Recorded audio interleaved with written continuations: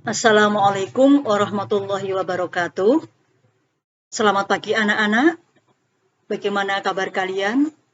Semoga kesehatan, kebahagiaan selalu ada bersama kalian di rumah. Anak-anakku yang saya cintai dan yang saya banggakan, di masa PPKM darurat ini, pembelajaran kalian masih menggunakan pembelajaran jarak jauh atau pembelajaran dari jaringan. Untuk itu, kalian tetap semangat belajar di rumah. Dan tentunya kalian sudah tidak sabar lagi untuk ingin bisa bertemu sama Bapak Ibu Guru dan teman-teman kalian di sekolah untuk belajar bersama. Anak-anakku yang saya cintai, pembelajaran pada pagi hari ini adalah materinya Sejarah Islam di Nusantara. Kompetensi dasar menganalisis sejarah penyebaran Islam di Nusantara. Indikator 1. Siswa dapat memahami proses masuknya Islam di Nusantara melalui perdagangan, perkawinan, pendidikan, seni budaya, tasawuf, dan politik. 2. Siswa dapat mempresentasikan proses masuknya Islam di Nusantara melalui perdagangan, perkawinan, pendidikan, seni budaya, tasawuf, dan politik. Proses masuknya Islam ke Nusantara. 1. Jalur perdagangan. 2. Perkawinan. 3. Pendidikan. 4. Seni budaya. 5. Tasawuf. Dan yang keenam adalah politik. Mari kita bahas satu persatu. Yang pertama adalah melalui jalur perdagangan. Pada taraf permulaan saluran Islamisasi adalah melalui perdagangan. Pada abad ke-7 hingga ke-16, membuat perdagangan-perdagangan Muslim dari Arab, Persia, dan India turut ambil bagian dalam perdagangan dari negeri-negeri bagian Barat, Tenggara, dan Timur Asia. Kota Indonesia yang strategis menyebabkan munculnya tempat perdagangan yang membantu mempercepat penyebaran Islam. Ada 3 faktor yang menyebabkan Indonesia dikenal oleh bangsa-bangsa lain. Di antaranya adalah 1.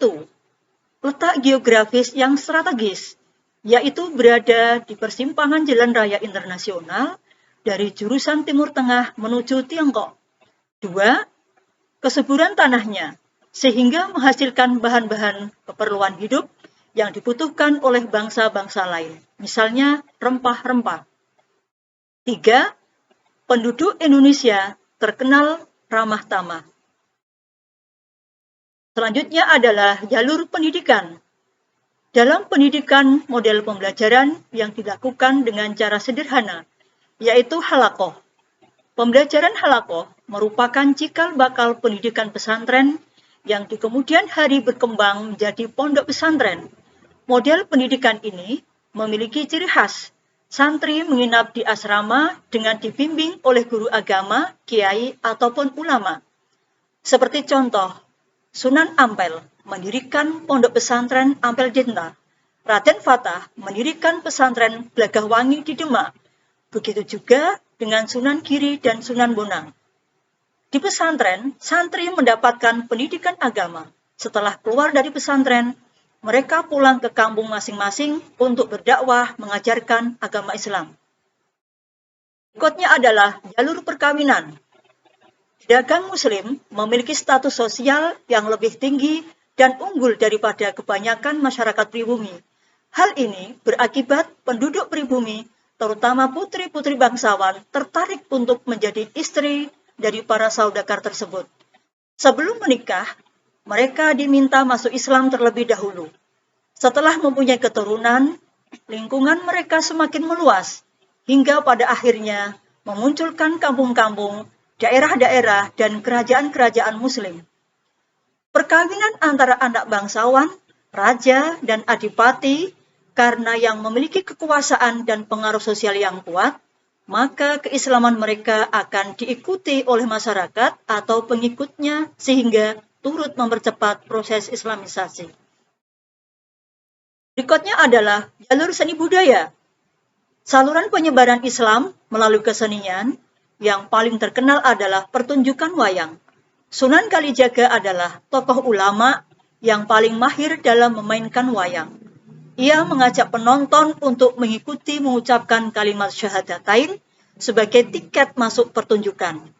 Cerita wayang dipetik dari cerita Mahabharata dan Ramayana, tetapi di dalam cerita itu disisipkan ajaran dan nama-nama pahlawan Islam, pendidikan, dan unsur-unsur filsafat. Sebagai contoh, cerita berjudul Jamus Kalimasodo, Wahyu Tohjoli, Wahyu Purbaningrat, serta Babad Alas Wonomarto. Selanjutnya adalah jalur tasawuf. Apa itu tasawuf? Tasawuf adalah ajaran atau cara untuk mengenal dan mendekatkan diri kepada Allah Subhanahu wa Ta'ala, sehingga memperoleh hubungan langsung secara sadar dengannya. Tasawuf yang diajarkan kepada penduduk pribumi mempunyai persamaan dengan alam pikiran mereka yang sebelumnya sudah mengenal kepercayaan animisme dan dinamisme dalam agama Hindu, sehingga agama baru atau agama Islam mudah dimengerti dan diterima. Yang berikutnya adalah jalur politik. Di beberapa daerah di Indonesia, kebanyakan rakyatnya masuk Islam setelah penguasa atau rajanya memeluk Islam terlebih dahulu.